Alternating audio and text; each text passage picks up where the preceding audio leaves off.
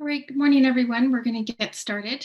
Thank you for joining us today for the BC-CfE Network Educational Webinar 6. I'm Valeria Gall, I'm the project lead, and I'm joined today by our project team, Angie Semple, Cole Stanley, and Sharon Vippler. And we're also joined by Dr. Simon Elterman today for a webinar presentation that I'll introduce in just a moment. Please note that the session is being recorded for educational purposes. If there are any concerns, please send a message to CFP Boost in the chat, and she can connect with you regarding that. We do want to encourage everyone to type your name into the chat and location where you're located from, and also any of the Boost teams that you're connected with or the team that you work with. So I'd like to begin by acknowledging that the land on which we gather is the unceded and traditional homelands of the Coast Salish peoples. We also want to acknowledge that many others may be joining from different traditional homelands today. I also want to make a point to thank our funders and partners, including Client and Family Voices, the Health Canada SUAP program, BC Centre for Excellence in HIV/AIDS, Shared Care Partners for Patients, and all the health authorities. I'm sure many of you are already familiar, but here's just a reminder of the Zoom control panels. Please ensure you stay muted for the session. If you have any questions that come up, you can raise your hand or type them in the chat. We will have dedicated Q&A at the end of the first presentation and at the end of the session this morning, but feel free to type them in the chat as they come up for you. So here's just an overview of our time this morning. I'm going to hand it over to Simon in a few minutes, and he's going to do a presentation that'll take about 30 minutes or so, focusing on social isolation. Then we'll have a bit of time for Q&A, and then we have Cole Stanley who will lead an activity for the group here today, and then we'll wrap up just before 10 o'clock this morning. So the session today is focusing on social isolation, and the objectives are to define and learn what social isolation is personally and within the society. We want to learn how to assess and address social isolation from a cognitive, behavioral, and contextual perspective.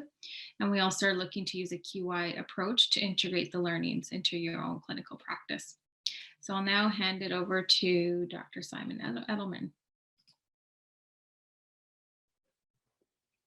All right, thank you. I'm going to share my screen.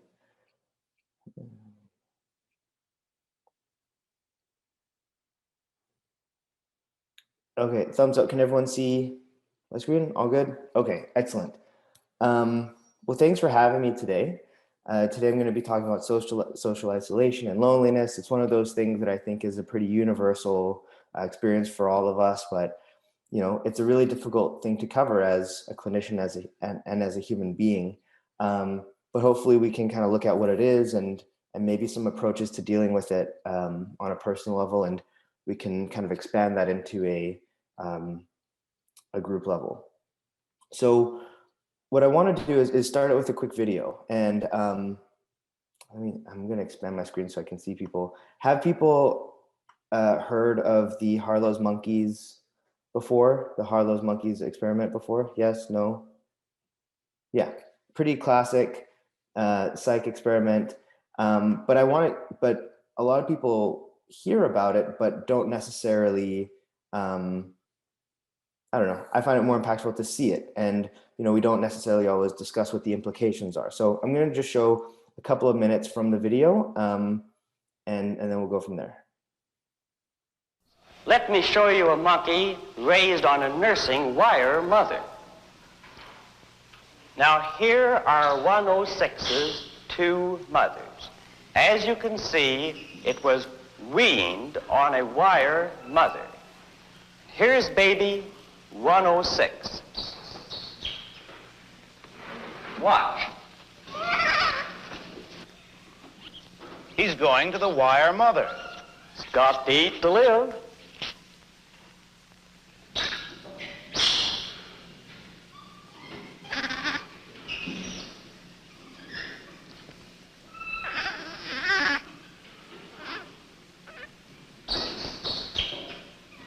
Oh, he's going back. He's back on the cloth mother, and he'll stay on the cloth mother. Actually, this baby spends from 17 to 18 hours a day on the cloth mother and less than 1 hour a day on the wire mother. We had predicted that the variable of contact comfort would be a variable of measurable importance, but we were unprepared to find that it completely overwhelmed and overshadowed all other variables, including those of nursing. Frankly, Doctor, if it comes to a choice between wire and cloth, it's reasonable to expect that any child will go to the cloth. It's a matter of creature comfort, like a baby with its blanket. But is this really love? Well, what do you mean by saying that a baby loves its mother? Certainly one thing we mean is that it gets a great feeling of security in the presence of the mother.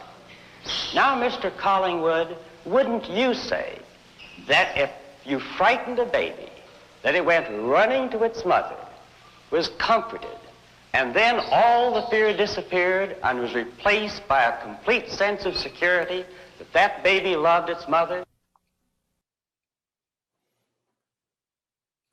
So, very classic psych experiment, a little cruel by today's standards, but the implications of this study, right, showing how much these monkeys went to the cloth mother, really started a lot of research on attachment, right, and how important attachment is for human beings. And we'll look at a lot of the functions and consequences of social isolation in later slides, but the more and more research we do, the more we see that loneliness is very, very stressful, and it functions in the body the same as things like pain and hunger and thirst. It's a signal that there's a potential threat to you, right? The lonely monkey is the dead monkey. And evolutionary, not feeling like being a part of a tribe was very, very dangerous. So loneliness alerts you that there's threats to your social body, same as pain in a physical body. Let me show you a monkey. Okay.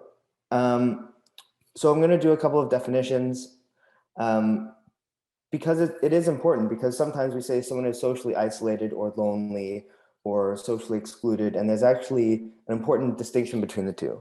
So social isolation, you can see sometimes people use it interchange with loneliness, but the absence of social interactions, contacts, relationship with friends, families, and neighbors, that is social isolation. So it is more of an objective experience. Loneliness tends to be a subjective experience.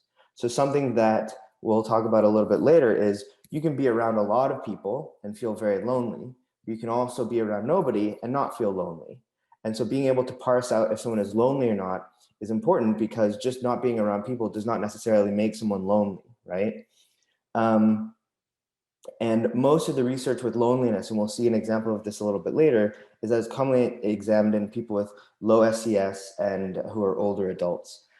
Social exclusion is a little bit different. It's involuntary and intentional separation from others. So someone who says, I know that I need social isolation, but I don't want it, or someone who does something to exclude us from the group.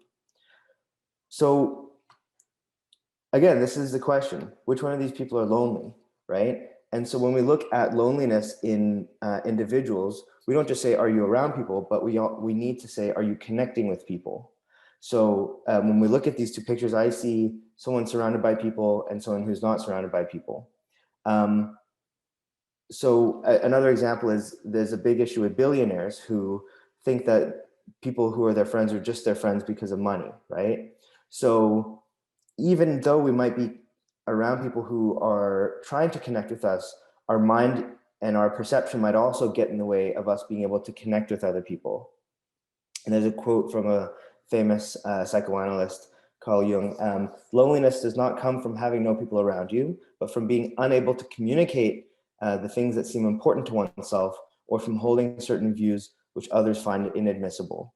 So there's three kinds of facets of loneliness. There's emotional loneliness, so feeling like there's no one in your life who you can connect with. There's social loneliness, and there's collective loneliness. And collective loneliness refers to the perceived absence or absence of a meaningful connection with a group or social entity beyond the level of individuals. So schools, teams, nations, etc. And another thing I just want to point out is that being lonely is stigmatized, right? Nobody wants to be like a social loser, right? Nobody wants to feel as though they come in and they say, oh, I have no friends, right? That's a really stigmatizing position to be in. So people who ask for help with loneliness are putting themselves in a really vulnerable positions. So there's a problem with shame. So if someone feels lonely, then they feel ashamed that there's something wrong with them because they're lonely. So, again, lonely is something we talk about all the time, but it actually gets quite complicated when you start to parse it out. So what happens when we get lonely? These slides I shamelessly stole from a psychologist, Brandy McGee, who is a psychologist at Vancouver Coastal Health. But and I think she took this from someone else, but looking at the effects of loneliness on people, we have decreased cognitive functioning, increased hypervigilance, increased positive and negative psychosis symptoms. So for those who don't know, when someone has psychosis or a psychotic disorder like schizophrenia, we have positive symptoms that are things that are added into the system, such as hallucinations, delusions, erratic behavior. And we have things called negative symptoms, which are things that are taken away from the system. So people with schizophrenia often seem like they have a flat affect, or they're very not expressive, or they don't move very much. Those are called negative symptoms. And we see in people who are very lonely is that those are increased. And decreased self-esteem, like we said before, if you feel like you're lonely, you kind of feel like a bit of a loser. In terms of feelings, we have increased psychiatric symptoms in healthcare workers, increased depression. And the problem with that is that, and we'll look at this a little later on, I know I keep saying later on, but the thing about depression too is that it's a vicious cycle of I'm lonely, and when people reach out to us, because we're irritable and we're lonely, we tend to push people away. And then when we push people away, we get upset at ourselves for isolating ourselves. And decreased pleasure from positive social stimuli. So when we're lonely, we need to kind of onload social connection. We can't just jump into a group of friends and feel okay. It takes a little bit of time. People who have studied stress before, you can see these are all of the effects of stress that trauma would have, right? Or that depression or anxiety would have on a person. So loneliness really has these severe effects. People who are lonely are less able to regulate their behavior. So they exercise less, they use more tobacco, they binge eat more, right? Maladaptive safety behaviors. People who are lonely are more likely to engage in risky behaviors, right? And then also when they do enter social circles, because they've been lonely, there's so much pressure that there is an increased chance that you're going to have a negative social interaction because you're so hypersensitive to your social well-being. And people who are lonely tend to have higher rates of hospitalization and readmissions. And I think that's because of the other part before that, that people who are isolated tend to engage in riskier behaviors. They don't take care of themselves as much, which makes sense that they would also go to the hospital more often. And finally, physiologically, these are things that we see with any kind of stress. And like we saw with Harlow's monkeys, humans like monkeys, it's, you have increase in salivary cortisol, which is a stress hormone, decreased immunity, increased inflammation, increased cardiovascular disease, increased blood pressure, and increased mortality. So, and these are independent of outside factors like if you smoke or if you don't smoke or if you're any other kind of demographic information. This is all independent of that. And what we know is that and this is from the research, that people who are in long-term monogamous relationships, like who are married for a long period of time, they tend to live longer than people who are single, and that's just because having someone around who you can connect with is really good for our health. So what have different places done about this? There was big news. I don't know if anyone saw this. This was a while ago, but the UK tried to make this position in the government.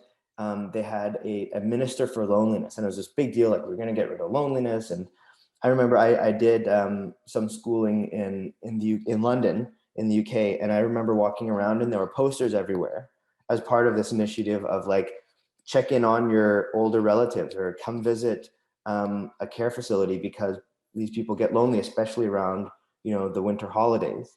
So it was this big push in the UK, but what happened? People are still lonely, right? And there's a lot of reasons that, it didn't work. And I have a few hypotheses myself as to why it didn't work. But, the thing is, having big public campaigns, it worked at first, but it wasn't a long-term solution. So what are we doing here? We're trying to do the same kind of solutions that haven't worked in other places. Oh, and good point, Cole, is that these are all before the pandemic, right? So what we're seeing a lot too is that rates of loneliness are higher. And pre-pandemic, there was a study of British Columbians that found that just about half of British Columbians felt lonely a lot of the time, right? So it's a big problem in BC. Is we're such a big city, but it's hard to make friends in BC a lot of the time. So one of the reasons that I don't know if a minister of loneliness would be helpful in BC is that, we have different issues than they have in the UK. So my question to the group, and maybe you can just write in the chat, is what do you see as a driver of loneliness in the populations that you work in? And I'll see if I can, in our discussion, see if we can work in those reasons.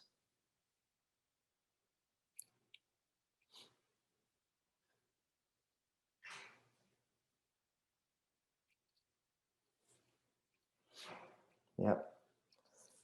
So I'm seeing stigma, past trauma, COVID, right?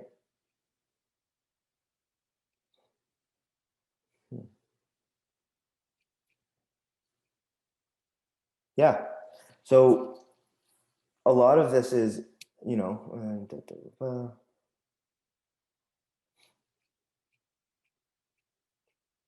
yeah, that's a really good point, right? When people enter recovery, they have to separate. And then once they finish recovery, they also have to separate because they have to go and lose all of the friends that they made in recovery, right? All those personal connections, addictions, right? Social status, economics, falling out of family. These are all great, right? Because these are the things that we see. I see a lot of stigma. I see a lot of kind of things from the past kind of getting in their own way. And then I also see kind of transient external things. So those are all things that we're going to cover, but I'll make sure to kind of focus on those as well. So let's get started on moving. So let's get started on, how do we address this? And I've given talks on crisis management, if someone is having a behavioral crisis in the clinic, and I've talked about suicidality. And the first thing, and I think it is important to talk about here, it's the first thing that I want to mention, is how do you feel with loneliness? When someone comes in to see you who's very lonely, how do you react to their loneliness, right? And I kind of put this picture of a baby because I get a similar feeling, right? I get the feeling that I want to help them, right? And we all want to help people who are lonely. But the problem is we can't go to everyone's house and hang out with all of our clients, right?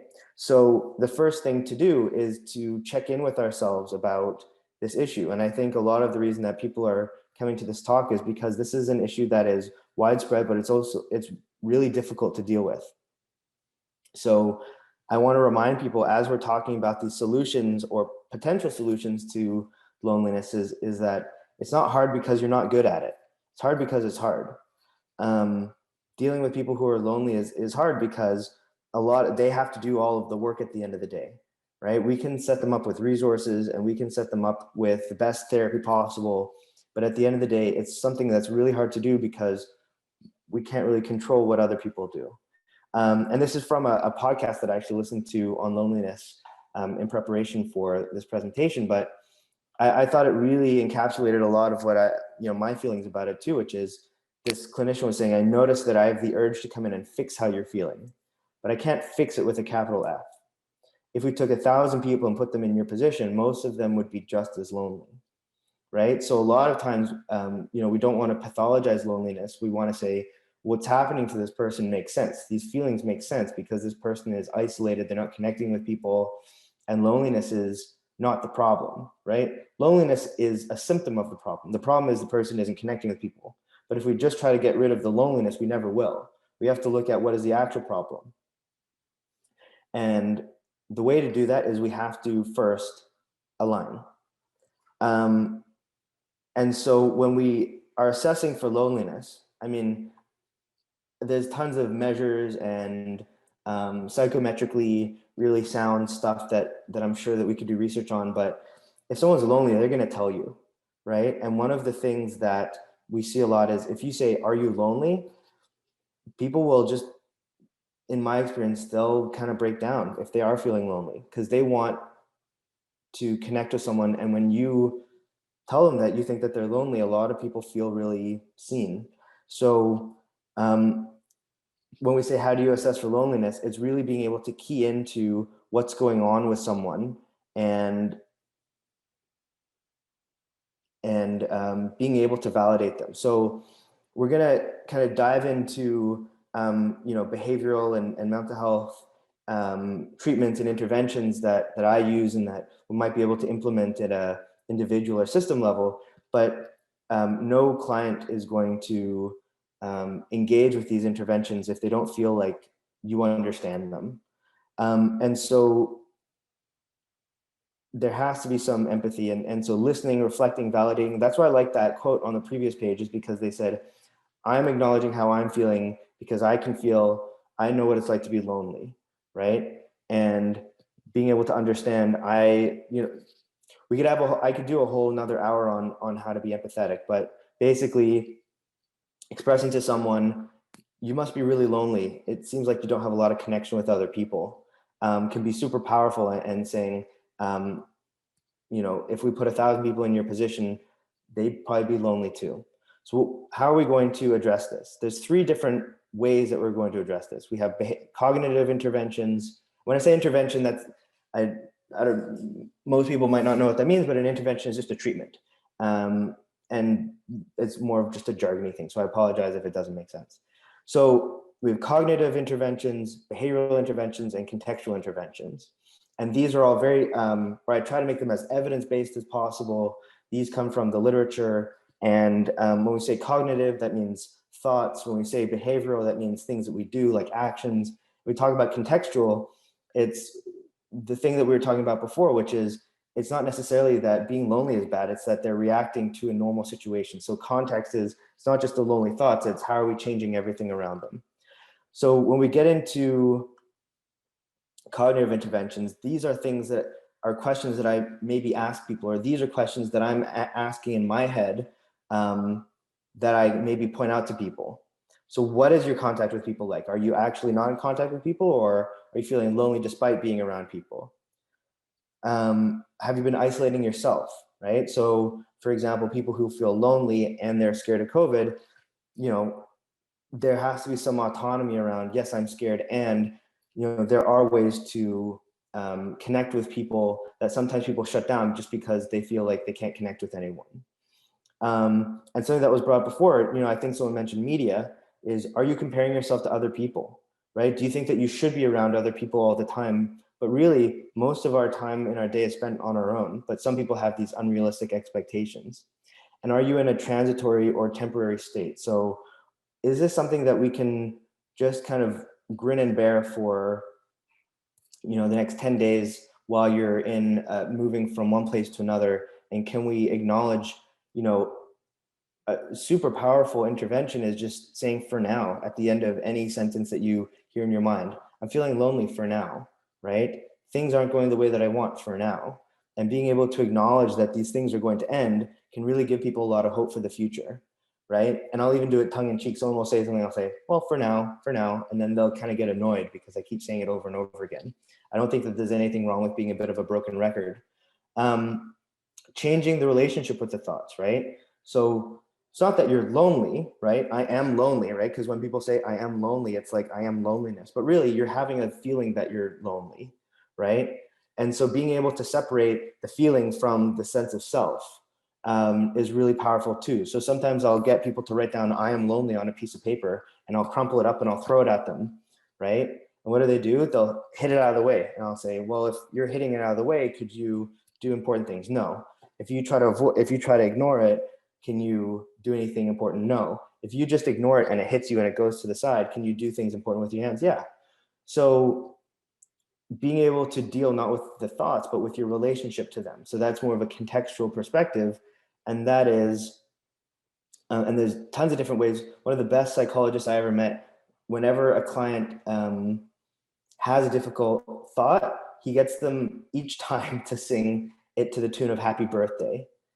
And it's silly and it's dumb. And I tell people this is going to be silly and dumb, but silliness and a bit of humor go a long way when it comes to separating heavy thoughts from light thoughts.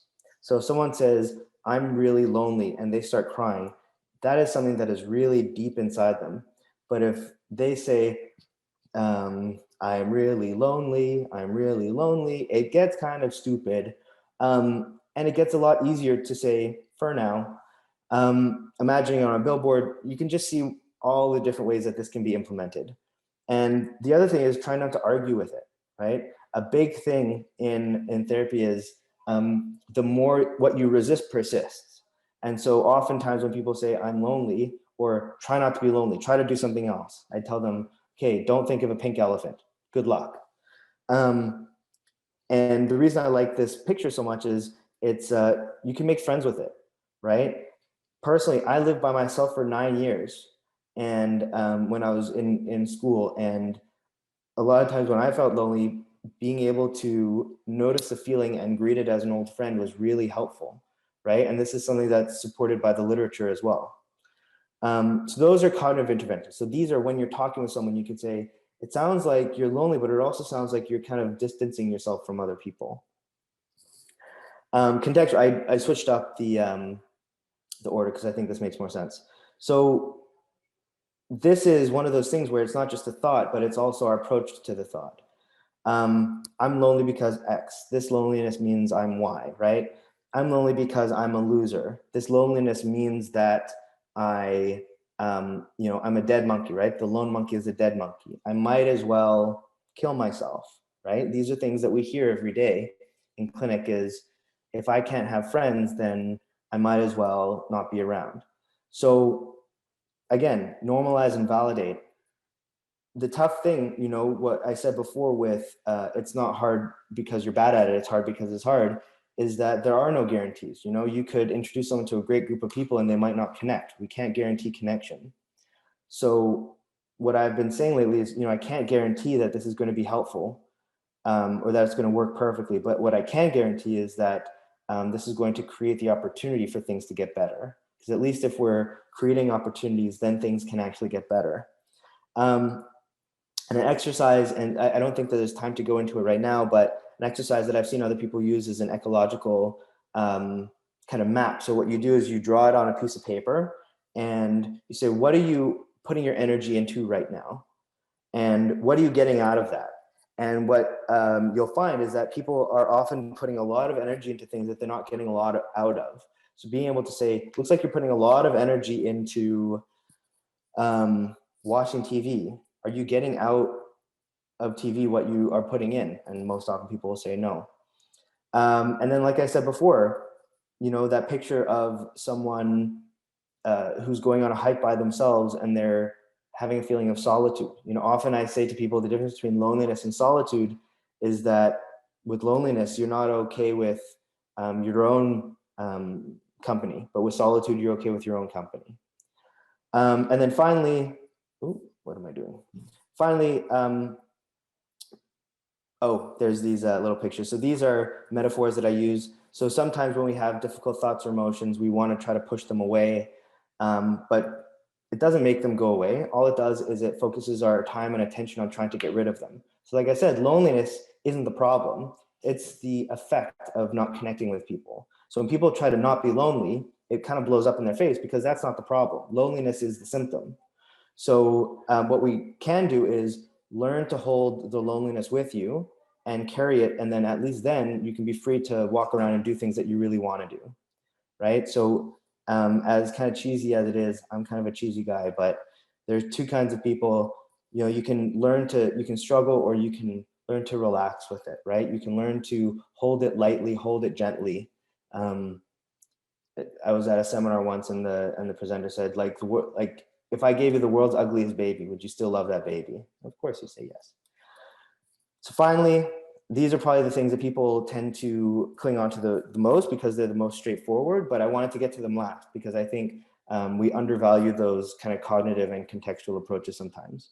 So behavioral activation is really popular, and basically what it is often when people feel depressed, we think it's not because the depression is the problem, it's that you're not doing anything in your life worthwhile. So pleasure and mastery. So pleasure are things that you enjoy doing. Mastery are things that you don't necessarily feel good during, but you feel good after. And that might be something like exercising, or making your bed, or something like that. And then put it into your schedule, because if you say, I'm going to do this week, then it's never going to get done. So put it into your schedule. Volunteering, I'm going to leave that to you all. But basically it's super helpful to have places where people can go. Near us, we have the Downtown Eastside Women's Shelter, sales, all that kind of stuff. And virtual meetings. If people say virtual meetings suck, I can't connect, then notice that that's a story that your mind is telling you too. That's a story that your mind is telling you that's getting in your own way. So what I say is 50% is better than 0%. And just to give it a try, because you haven't tried it yet. Be smart, be strategic. So when people say I'm going to do X, Y, or Z, make sure it's not too lofty, right? I ask people, are you 95% sure that you could get this done this week? People say, I'm going to go to 2 online meetings a day every day this week. And I say, are you 95% sure that you can do that? People often say no. So being able to be realistic about it, because if people set goals for themselves and they can't reach those goals, then they're going to feel like they failed, and then you're going to kind of get a worse outcome. So what we want to do ideally is create small wins for people. Again, people like to do something new, but if you know that something works, do more of it. And if you don't know that it works, do less of it. Yeah, and small steps. So that's super important. Again, we want wins, right? So yeah, so I think that is pretty much all the time that I have. But if I can kind of highlight anything, is that the one thing that I think that I've seen for people who are lonely, that I've seen really helps people deal with it, is that first, it seems like you're really lonely, or I can imagine that if I was in your situation, I would be lonely too. And I think people sometimes jump into solutions without validating the person's experience. And in terms of outcomes, what I've seen is people do a lot better when they feel like they're partnered with their healthcare provider. And, even in terms of systems, being in a clinic where people feel like they can just come in and walk in and see a friendly face with our peer navigators or our MOAs, or see their see their family doctor who they're kind of friendly with. That is kind of the best solution to me, to be able to connect with someone. So that's the presentation. I think I went a little over, but it's okay because we have some time for questions. But if anyone has questions, feel free to put them in the chat, or you can unmute yourself, I guess. I don't know, Valeria, if there's rules to this. Yeah, no, thanks so much, Simon. That was a great presentation. Very relevant for our work with Boost, and I think very relevant for all of us as individuals, given what we're still currently living in. So I think you offered some really great tips there that I'm sure all of us can take and apply in our own settings. As for Q&A, yes, feel free to type them in the chat, or if you prefer to ask it, you can unmute yourself and ask. Let's see here if there's anything. Speaking of loneliness, I think I feel a little less lonely when people have their cameras on. So if everybody could turn your camera on, unless you absolutely can't, sometimes that's all right. See, I'm already happier seeing Andrew and Julia smiling. Eric, nice to see you. See, I just got a boost just from that. So thank you. Me too. I'm glad I wasn't presenting to like 4 people. It's great. Not that there's anything wrong with 4 people. It's fine. There's a question in the chat here. I'll read it to you. How do you embrace resistance to ending loneliness? That's a tough one. And is that kind of a question like that slide before, saying it's not hard because you're not good at it, it's hard because it's hard? and relating to that. Embrace resistance to ending loneliness. Testing. Is this thing working? Yeah, I can hear you. Okay, great. Yeah, I just some of the language you used remind me a little bit of motivational interviewing and how they say roll with the resistance. And I'm thinking to a couple of people that I serve right now, and they always say they're so lonely. But when we try and brainstorm stuff they could do, it's almost like they're so lonely that they've already judged everything's not going to work. They've already put up that wall, and it's really tough to help with that, especially working with people who have a very limited income, like very low income. You can't just say, "Oh, have you heard of Discord? This chat thing," or like, you know what I mean. It's different. So, do you have any strategies for when folks are resisting ending their loneliness, when they're like wallowing, I guess? Yeah, I think that's a great question, because I think that's something that we see all the time, which is you are trying to fix it, and trying to fix it kind of turns into a problem, right? And sometimes I'll just even do it in the visit, and I'll say, what would happen if we just let this sit here for a moment? We try not to get rid of it, right? Kind of like you said, rolling with the resistance and saying, I notice that whenever, even like a process comment of, I notice whenever we suggest something that it doesn't feel good enough for you, and I wonder if there's maybe a barrier in your mind, or if there's maybe a story that your mind is telling you. You know, again, there's this weird idea that every thought that we have is real, right? And just because you have a thought doesn't make it real. If I tell you, you know, think of a pink elephant, now don't think of a pink elephant. First of all, pink elephants don't exist, but we can still think of it. Second, if you try not to feel lonely, you're going to feel even more lonely, because you're kind of focusing in on that. So sometimes I'll say, you know, I noticed that we're kind of getting nowhere. I wonder if we can even just access this loneliness right now and just let it be kind of like an uninvited guest in our lives, right? And that can be really powerful, right? Just trying to slow things down and notice what isn't working in the visit with that person. Exactly, right. And you know, you mentioned MI, you know, people who know motivational interviewing, it's totally very MI. You know, the kind of therapy that I do is acceptance and commitment therapy, which is act as very much in being able to take your mind and kind of put it to the side and go, well, what's actually important to you, right? Is being around people important to you, or is connecting with at least one person important to you? And being able to say, you know, I notice my mind is feeding me all these thoughts about what's going to work and what's not going to work, but I don't actually know. I can't tell the future. I can't read minds, but I'm going to try anyways. So really kind of maybe also emphasizing a little bit of courage. Yeah. Any other questions?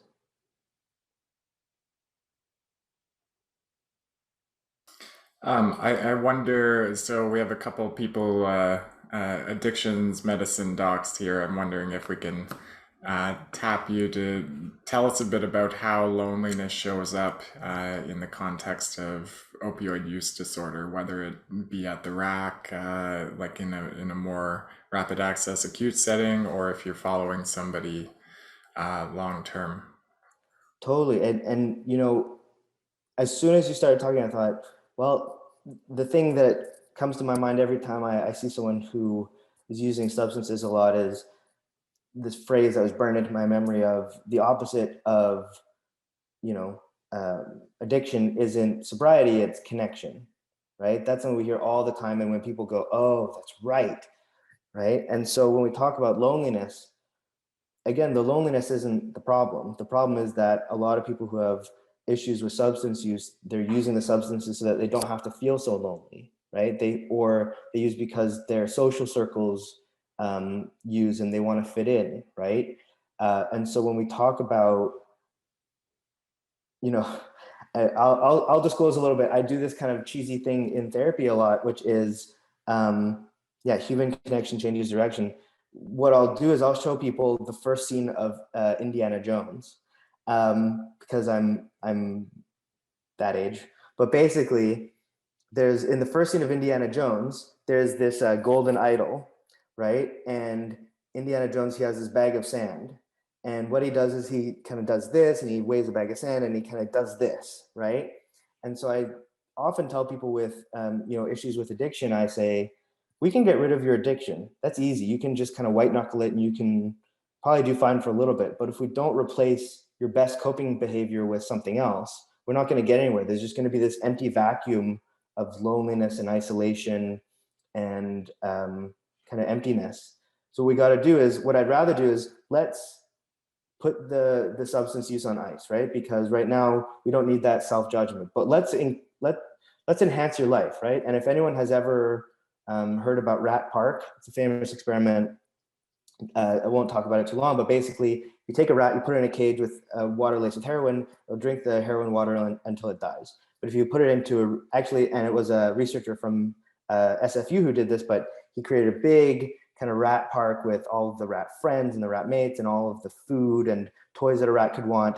And the rats didn't drink the heroin water, right? And so what we want to do is, I say, listen, the drugs, we'll deal with that, on the medical side if you want. But what I'd like to do is use as normal, but let's also enhance your life, right? Let's get you better social connections. Let's get you volunteering. Let's get you a job. Let's get you all these kind of things.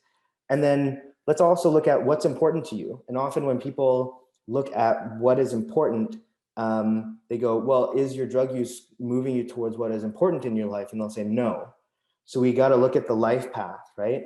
And so a lot of times with substance use, it's not about the drugs, it's about, can we move your life in the direction that we want it to move? And then the drugs will kind of fall by the wayside for a lot of people. I don't know if that addresses things. It's life enhancing. I tell people all the time, there's a difference between moving away from bad stuff and moving towards good stuff. And if you move away from bad stuff all the time, you're never going to move towards good stuff. So I'd rather us just move towards good stuff, and the bad stuff will do whatever.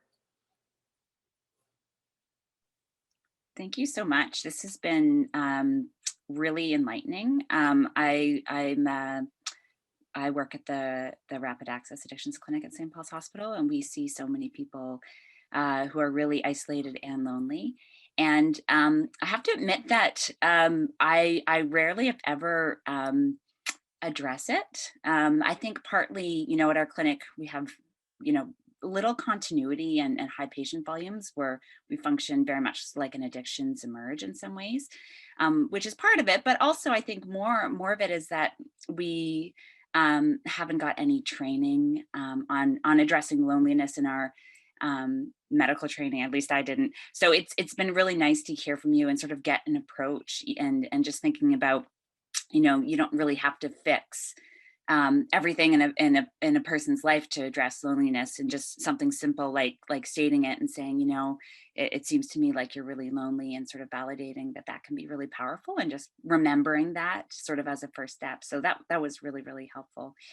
And I think just in terms of the impact of loneliness, especially for patients with opioid use disorder, I mean, it can have sort of severe consequences, especially, I think about our patients who are lonely and are using alone and are just at a really high overdose risk because of it. It's sort of an example of a really grave and severe consequence of loneliness. So it's great to have some tools to address it. So thank you very much.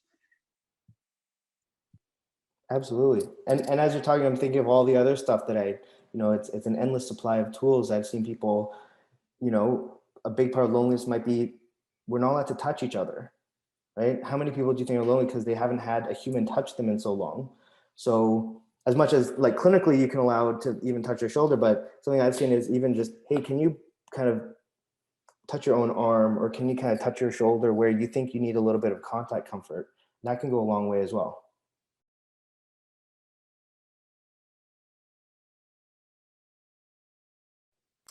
Sharon, I'm wondering a bit about your experience. So we heard from Julie in kind of the rack setting. What about, or maybe Andrew, you're in a setting like this sometimes too. So the substance use services, the longitudinal care. Can you tell us how it shows up? Yeah, so I think in a similar fashion to what everyone else has described, I think for me, the moment that I realized loneliness played a big role was I had a patient, and some of you can probably relate, where, after every visit, you think, why do they keep coming back? When you don't feel that like you're helping, or like it always feels like a bit of a struggle. And and maybe I've shared this story before, but I clearly must have been giving off that vibe, that kind of puzzled, like, I wonder why this patient keeps coming back vibe, one day. And as the patient was leaving, they turned around and kind of hugged the doorway, kind of swung in and looked at me and said, um, some weeks yours are the only kind words I hear. And then kind of like, nodded their head and walked out. And I'm like standing there going, what just happened? And, there has been other situations where, again, based on my agenda as a doctor to fix everything, and, success as defined by the medical system, I feel like I'm not doing enough, or doing the right thing. And a few times I've even said, like, I feel like all I do is what I would call the girlfriend effect, right? So that chit chat piece, that how are you? How's the cat? Show me a picture of your cat. But I think as I've done this work, there's almost a bit of social coaching in those visits too, that you do take whatever 5%, 10%, 15% of your visit to do those social pieces. And it allows for people to develop a sense of safety in social interaction. I think a lot of our patients have had so many negative interactions that trying to step out of that loneliness feels quite frightening. So it's actually become my favorite part of the job is the how's your cat? Show me a picture of your cat part of the visit. So yeah, I think that's a big part.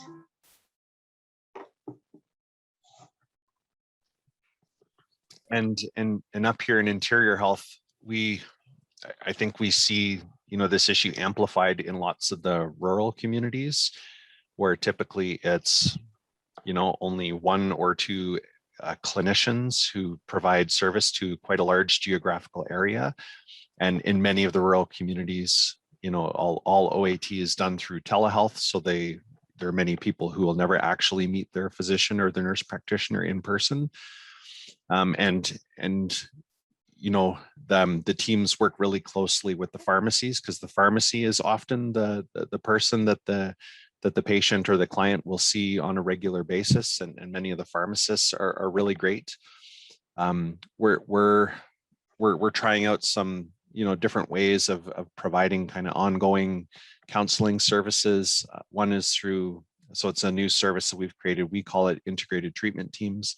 And it's a service meant to try to target people who aren't able to come to MHSU centers during regular business hours. So it targets, people who work, or people who have transportation issues, or people who have childcare issues, something like that, where it would be a nurse and or a counselor who'd be able to connect with the person, either by going to their home on an outreach basis or through a virtual visit. And then we're also trying to implement email therapy, like asynchronous email therapy, and it's a bit of a shift in practice for many people. But some of the interesting feedback is, in kind of working with the client, through a treatment plan, or helping them with exercises, or sort of challenging thoughts or unhealthy thoughts or something. The client is able to look back. They're able to open up this email interaction they had with their clients. So it's a way of connecting, if it's like 2:00 in the morning and they can't sleep because their anxiety is getting the best of them or whatever, they can open up their email, and then they're going into a therapy session, at 2 a.m., or they can do it 15 times during the day instead of having to think back about, what did they say with their counselor, or having to wait another couple of weeks for a counselor. So it's very, very, very real issues. And then, amplified even more in lots of communities where there's lots of Indigenous peoples, where there's, up in the interior, where there's still kind of this like reopened trauma of the undiscovered bodies. And and so many communities are just hurting so much right now, kind of coming out on the tail end of fires and, COVID surges among vulnerable populations right now. Just really, kind of like what everyone is saying, just trying ways. If we can't, if a person can't come to see us in person, then we're trying to connect with them in unique ways. I think in the chat everyone is saying that it's a fantastic idea, and it really, I think, blends into kind of this idea that I also introduced of people doubt that anything but face to face is going to work, right? And to be able to sow a few seeds of doubt into that doubt of like, hey, just give it a try. You never know how comforting a smiley face in an email is going to be to someone who can just look at it and be like, oh, someone cares about me.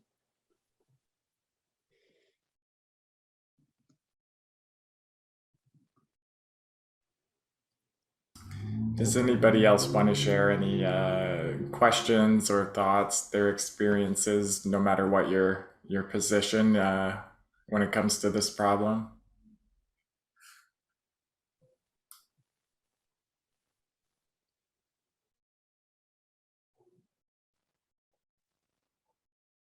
I wonder about the use of peers and clinics that have like peer navigators or peer support workers. Again, I think sometimes we get so focused on the medical piece that, oh, the peer can help so-and-so get to an appointment or get this done or get attached to whatever.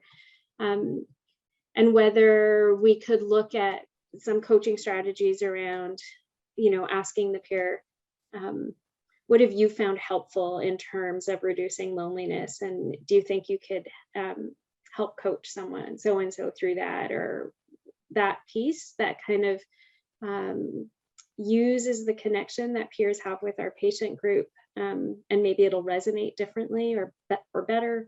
So yeah, interesting stuff to think about today for sure.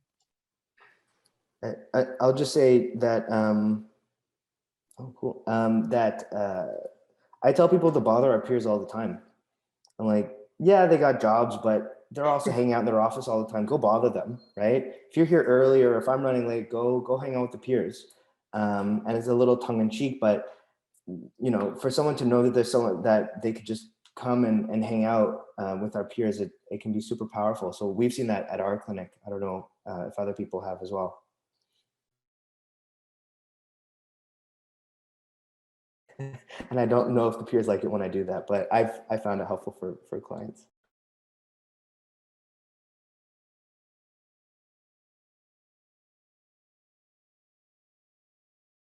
All right. Oh, sorry. Go ahead, Cole. No, you go ahead. Oh, I was just going to say, I just put a link in the chat. It's to a Jamboard. We're just going to do a quick activity that Cole can lead us through. So if everyone can just give that a click and let us know if you have any issues accessing that. All right. And can everybody see that? I think we could keep it up on a separate screen. I don't have to share my screen if everybody can. And I apologize, my voice might give out. I have a bit of a non-COVID cold, actually. Don't worry, everyone's safe. So what I want to do is, we've heard you've probably got a lot of ideas of what we might be able to do differently, what I could change to maybe be a bit more effective in my practice or in my life when it comes to this problem. So we're going to take our usual QI approach to this. At the top of the Jamboard, you can see that there's not just one sheet, but there's actually, there's 6 sheets. So problem statements on the first one, but then you can scroll to the right. And we want to go through these, right? So that's our QI approach. First, saying a bit about the problem we're looking at. Then you see on the second sheet, we will think about an aim that we might want to tackle. It's probably too soon to come up with a specific, like a SMART aim statement, because you maybe don't know all about the problem you want to solve yet. And we'll think about change ideas. We heard a few great change ideas, the emailing, the engaging the peers to help, great ideas. And then let's just make a small scale PDSA plan. Like, what can you do by next Tuesday? That sort of plan. And get some examples of that. And I'm in the midst of this IHI Improvement Advisor course, and they're really want you to do perfect PDSA cycles, and so I'm really hammering now. Okay, when you describe your plan, we're going to include the questions we want to answer, right? So if you were testing out the peers, your first test might be, will the peers have certain things that they do with clients who are feeling lonely? Like, that's just a question you want to answer on your first PDSA, and your plan is just to go survey the peers or talk to the peers and write down things, and then you can predict the answers to your questions. Okay, so the prediction is a key part of the PDSA cycle. So whatever questions you're posing, like, will the peers have these things that they do, or, you know, will this small intervention have an effect on my client, stuff like that. Make a prediction. It's okay to be wrong about this. It's just to help with learning. So even if you almost have no idea, you can give a wild guess, and then compare what actually happens to what you guessed, and you get more learning out of that, instead of the alternative, which is not predicting anything. And then that's when you can get things like hindsight bias, right? So it happens, and then you say, oh yeah, I knew that would happen, right? But often we don't know quite as much as we think we do after it happens. So prediction is key. And then finally, you know, a few measures. They don't have to be fancy. It can be qualitative data as well that you want to get from the PDSA cycle. So why don't we go through these?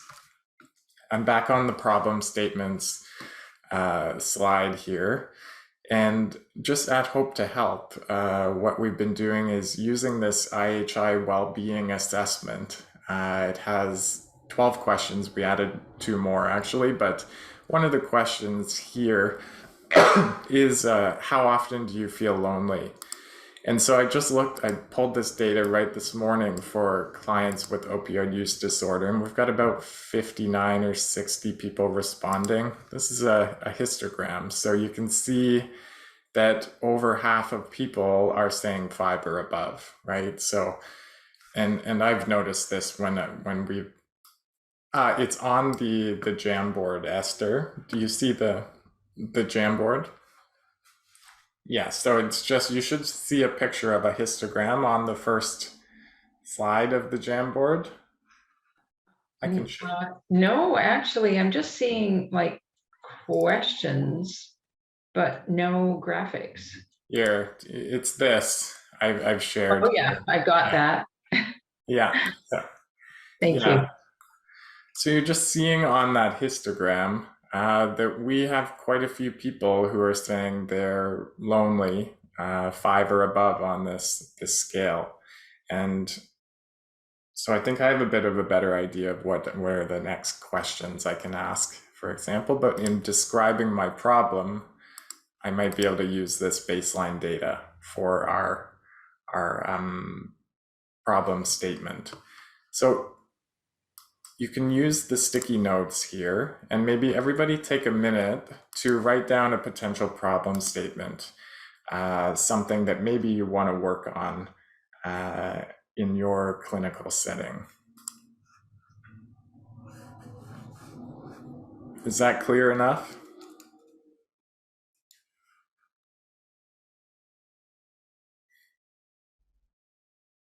Do you want us just to sort of do a hypothetical problem statement, assuming we have some data like this? And your problem may be that you could just say you don't have data in the problem as well, right? So the first bit may be clinically we feel that loneliness is rampant in our population, but we don't have baseline data.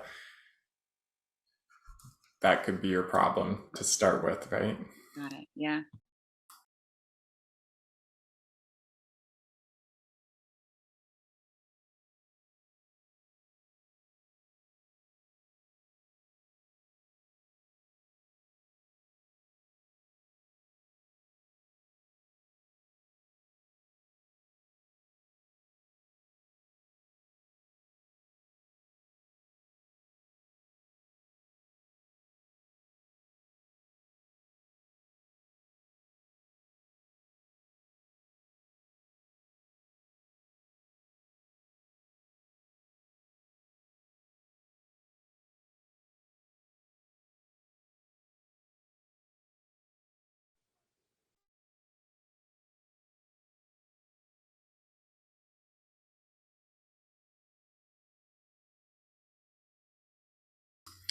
Yeah, good. So I like that one where you're saying you're not sure of the extent of the problem. So what's the baseline here?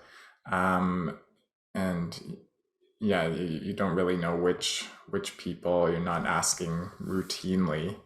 Another problem might be, okay, we don't know what to do about it, right? So it's one of these things that we feel is there, but we're unsure what we can do to fix it. And we've heard a bunch of ideas today. And so your PDSA might be about gathering those and sorting those and testing those ideas out with a few clients. Right? Not follow up on their treatment plan when it is rated highly, right? And yeah, I think at Hope to Health, at least, this is where I think we can, sit down and plan some PDSA cycles to say, okay, what if they do tell me that they're an 8 on the loneliness scale? I'm certainly at least thinking I'm gonna get Simon to come in and meet them, but it's great to have Simon around for sure for stuff like that. But other things, we mentioned the peers, maybe might change ideas. I come up with a small list of interventions, like a menu that I could offer to the client to go through and kind of sets out which one fits for them. All right. Okay. Client report loneliness increases their substance use beyond what? Yeah.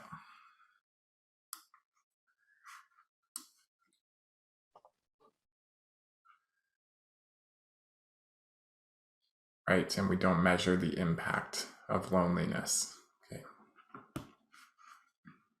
I wonder how many of you guys have heard patients say, the dose is fine for withdrawal or cravings. And then when they tell you what the trigger is, they use the word boredom. I use when I'm bored. And today's presentation is making me wonder if maybe boredom is a euphemism for loneliness. I think loneliness is a pretty vulnerable word to use for a lot of people. And boredom is a bit of like, I'm bored. There's less of this emotional connotation to boredom. I don't know.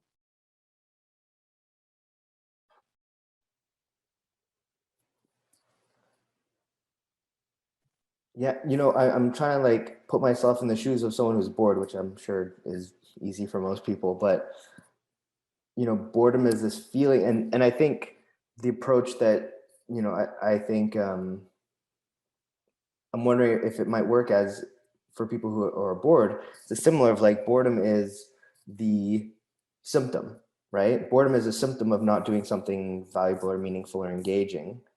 But what we try to do is we say, I'm going to do whatever it takes to get rid of the boredom, right? Which is the symptom rather than addressing the problem. So going maybe like kind of reorienting and going, boredom seems to be something that happens to a lot. What kind of other, like creating a menu of options, right? Because what I see in people who do this, the term that I've heard is narrow behavioral repertoire, right? So when they're bored, there's one or two things that they know work. So we can say, can we, add some variety into your behavioral repertoire of like, can I give you, like Cole said, can I give you a menu of options? And let's see, as an experiment, right? Let's do it light and fun. Like, let's have an experiment this week and let's see if you can, when you're bored, let's see if you can try something else and see if it scratches the itch, maybe 60%. I don't know. That's just an idea that I had for boredom. Yeah, I think that's great. And I think, Sharon, you mentioned things like asking for the picture of the cat. I've done things like, okay, over the next week with your smartphone, a picture of a place you like outdoors in Vancouver each day, and then show me next week, like stuff like this. And then like and it was kind of in a client where it was the situation Yvonne is describing, where they feel like they've tried everything, and it's kind of you're sensing that hopelessness. So really paring it down to something tangible, short term, an action that they're pretty sure they can take. I like all that advice.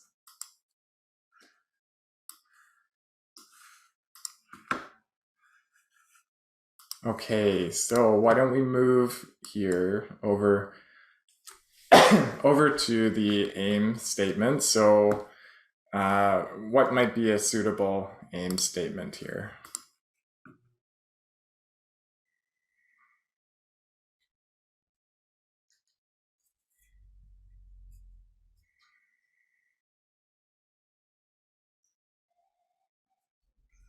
And can be a very rough draft. It can be a small scale thing. It could be like what you aim to do over the next month. Or I'm thinking of something like, okay, now we've asked 60 people or so with opioid use disorder.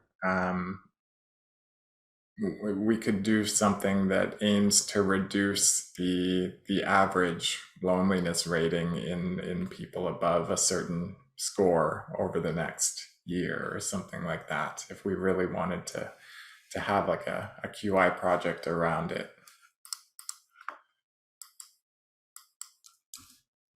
So I'll just put an example. It's a draft idea. It's not saying, okay, we're going to go and embark on this full QI project, but just to get people thinking.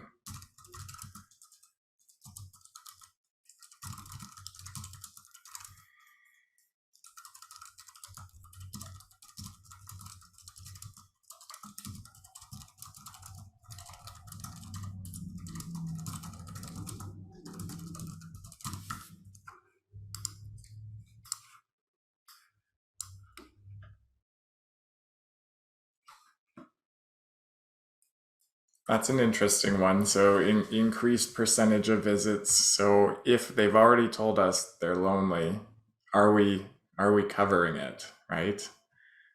Interesting. Yeah. And you made it specific. Good.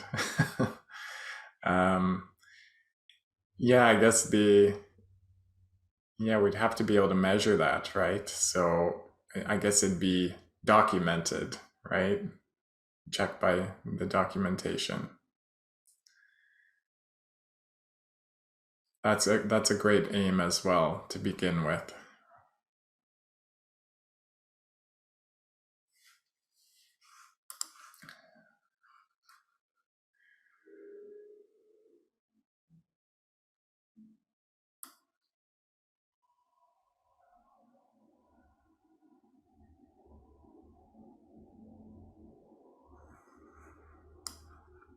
Yeah, so somebody here with the MOA idea is highlighting the maybe potential to add other opportunities for human connection, be it through the phone or in the waiting room. And get a bit QI technical here and say the training MOAs would be, I would take that out of the aim and put that as a change idea, which could be one of many change ideas to improve the quality of connection. But yeah, it's a great idea. At Hope to Health, we've been testing out having the peers do appointment reminders in the morning as well. So they do our text appointment reminders. And, when it comes to loneliness, I hope that we're getting some benefit from that beyond just where we saw like a 50% reduction in our no-shows, which is great. Okay, what else do we have here? So by January 2022, increase where loneliness is addressed by 50%. Yeah, so we still have a lot of clients potentially who we haven't even asked about this, so that's great.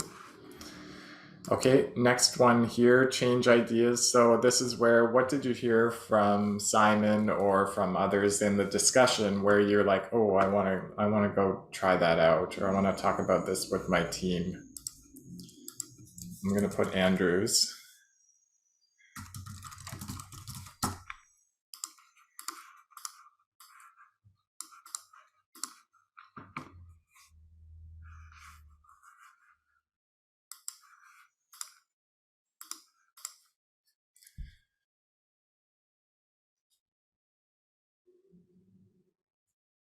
And then Sharon, yours was peers.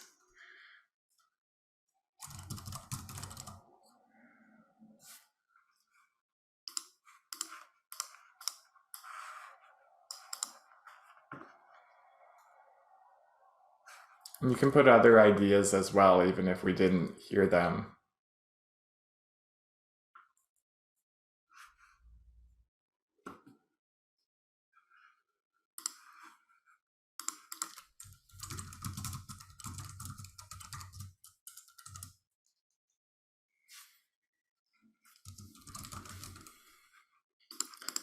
I know one of our social workers at the John Rudy Clinic actually came up with a list of groups that would be suitable for elderly MSM men, so 55 plus in the community.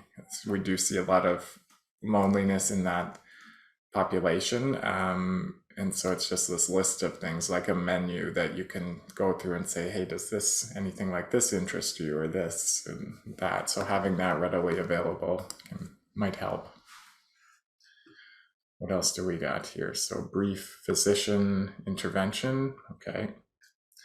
Yeah, and I like the IHI question out of 10 because you can do that motivational interviewing question, follow-up question, like, oh, why did you say that and not 1 or 2 lower, or why did you say that and not 1 or 2 higher? So that's a good first follow-up question. And then Simon, you had that slide with the other follow-up questions, which that might be good to build into our questionnaire if it does flag above a certain score.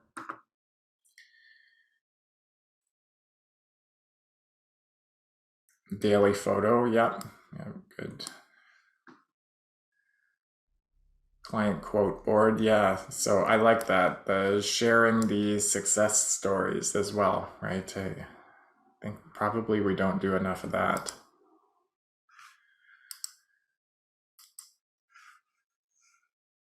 Okay, and create an ebook or pamphlet for clients. Yep.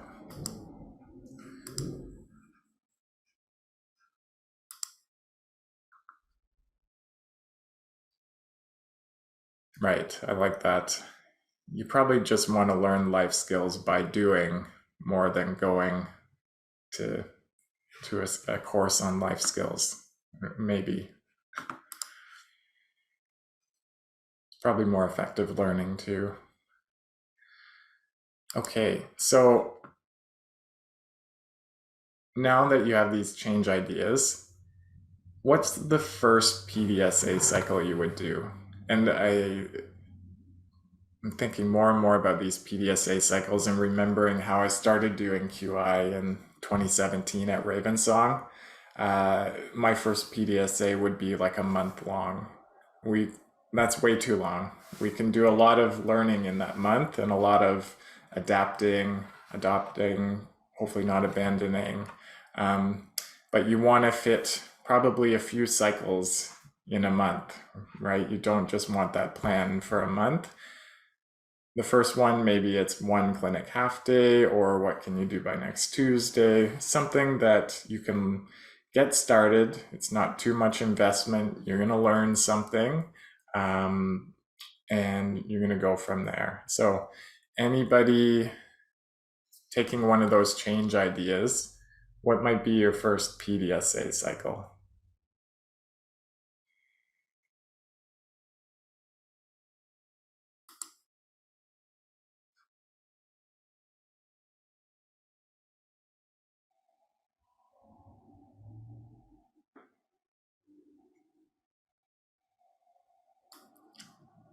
Anybody want to just verbally tell us for what you put down, what you think your first PDSA might be?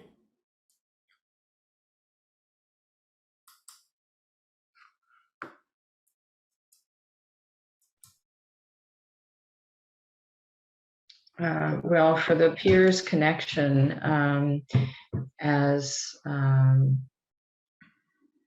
peers come in or you have contact with them, ask if they're interested in partnering up with another person, and by the end of several days, you'd have a list of those who are interested and then connect them up. Okay, so I think your plan is to see which peers are interested in doing this sort of work, and then testing it with a few clients who maybe we already know are lonely. Yeah, I think that's a reasonable thing that we could do, right? Simon, right after this, we could go to the peers and say, hey, we had this talk about loneliness. We wonder if we could test out you guys trying to see a few of these clients and see what we learn. Okay, so what questions might you put with that test? The first one is, will the peers be interested in doing this? Prediction, yes, most likely. Knowing the peers we work with, I think they find that type of work quite rewarding. So I'm predicting yes. And that's where in the PDSA you're asking that question, making a prediction, seeing what happens, and comparing so that you better understand the system you're working in. What other questions might you be asking with this PDSA cycle?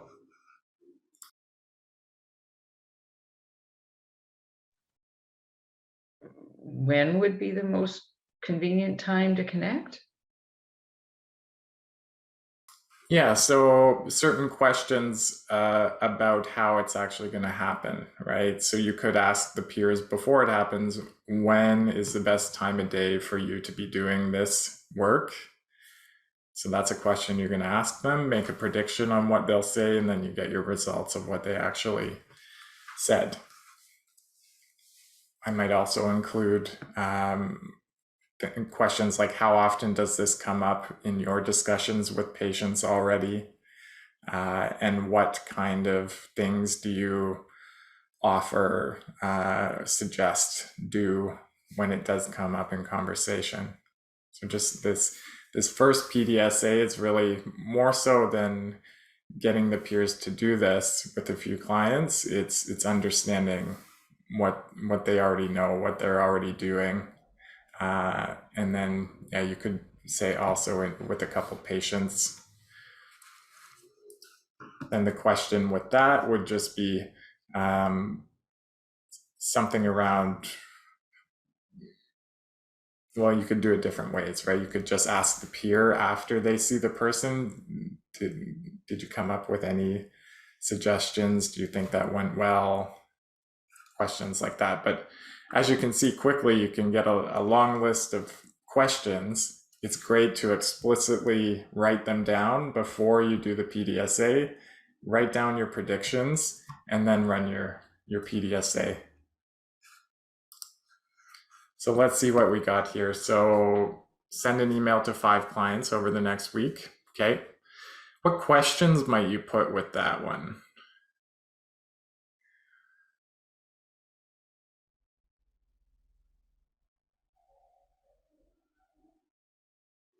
I'm thinking, will anybody respond? Might be one, or like, how many people will respond?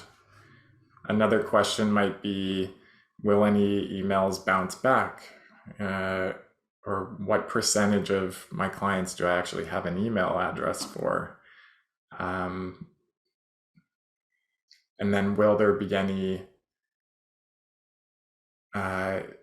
issues where I then can't provide timely follow-up, or like think of the potential negatives of doing this and balancing measures.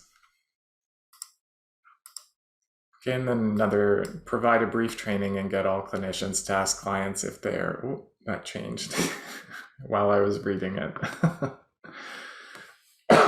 Get all clinicians to ask clients if lonely 3 or 4 times a week and measure their comfort level with asking the question. Okay.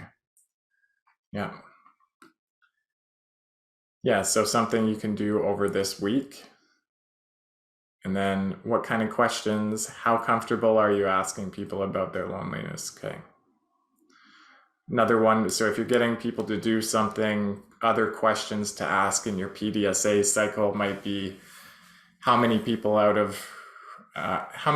will actually do this, right? So that's kind of a process question. I want to do this test, but I know my clinicians are quite busy.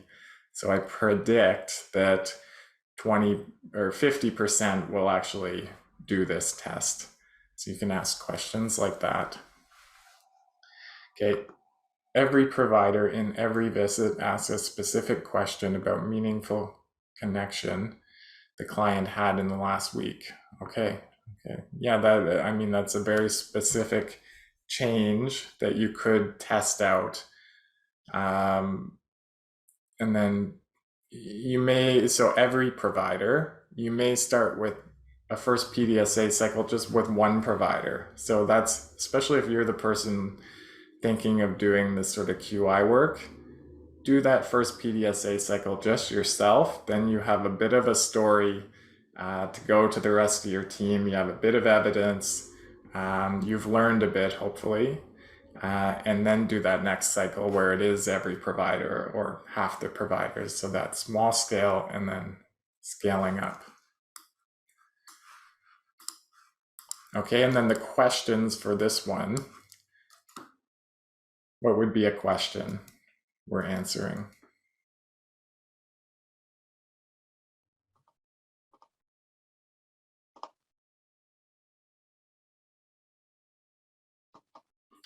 I'm thinking things like, how many of our clients reported having a meaningful connection in the past week? What's the proportion? And then make a prediction on that. And then process questions. How many providers actually were able to ask this? Or like, out of how many clients did we actually ask this? Process question. And then negative effects, maybe, is this discussion getting in the way of any other components of the visit, right? If they're coming in with a bad wound infection, everything, like getting into a detailed discussion on human connection is sometimes quite difficult and overwhelming. Busy waiting room, we know the situation, right? So how does that play into our complex system of providing care? Okay, good. And how many people find loneliness a problem? How do they describe their loneliness? Connections to OAT. So yeah, here you're doing more of a survey, more understanding the problem.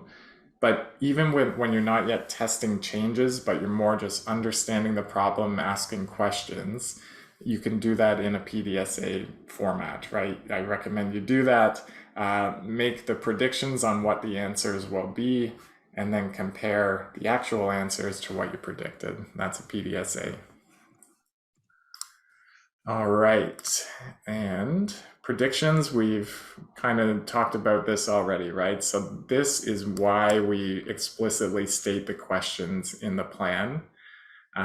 This is something I didn't used to do with PDSAs, but now really think, okay, this is quite important. It makes it much more clear what you need to do and what you need to follow. So state the questions, make your predictions, and then usually you'll have some measures, one or more measures that will link to your predictions and your questions. So if you have measures that aren't really related to your questions or predictions, then maybe you're making some assumptions about your plan, and instead you're saying, okay, when I get the measure as a result, what question and prediction does it go with? And if you practice your PDSA cycle, I looked at just a long list of PDSA cycles from our new cohort of physicians for PQI, and you see this often, right? It's people assume that we know the question that's answered. So you see a plan, but you don't see the questions and you don't really see the predictions. You can kind of guess, but often it's not as clear. So great to put down the questions and predictions. And I wanted to say that like 20 times, I think I did. So I think we can leave it at that. Any questions about doing this?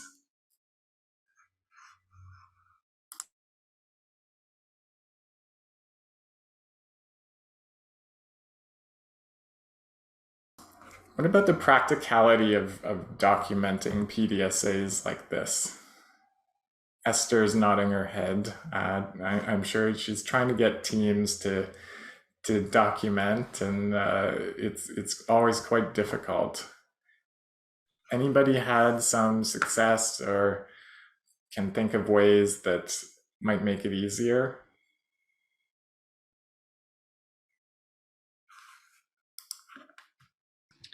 I think just using paper and a pen can work. I know it's not your favorite, Cole, but for having that template handy and making copies of it, that could be really helpful.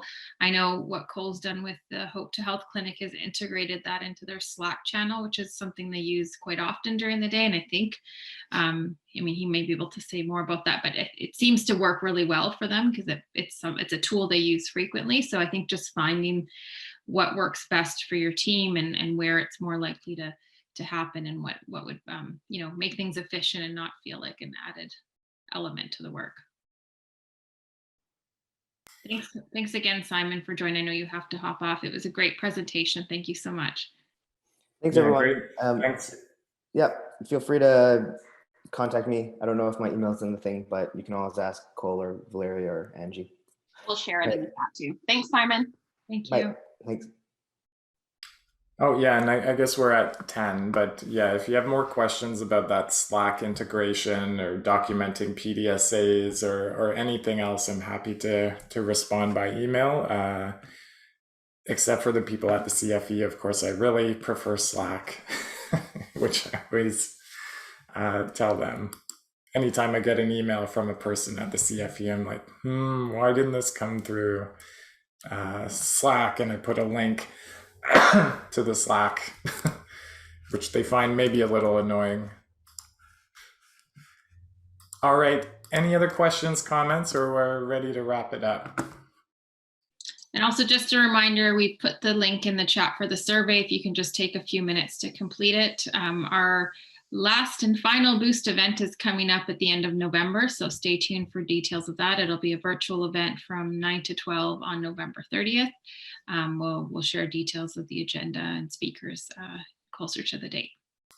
Yeah, and with that, I think we've all noticed it's harder and harder to get people out to virtual sessions, and we appreciate any support in sharing the closing Congress with your teams or other people who might be interested in content like this. So thanks a lot for joining us, and also we look at the survey responses and try to improve things each time from that. So please fill that out. Thanks so much, everyone. Have a good day. Have a good day.